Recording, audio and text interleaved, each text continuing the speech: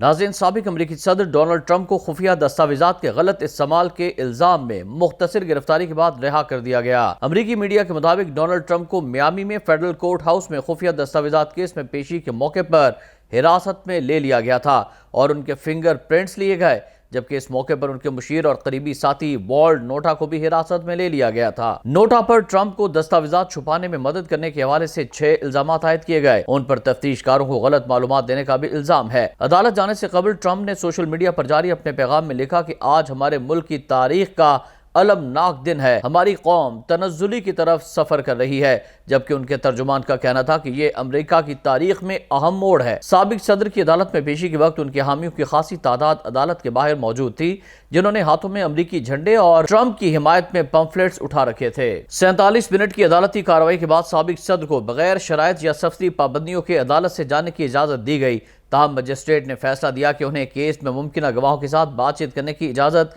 نہیں ہوگی۔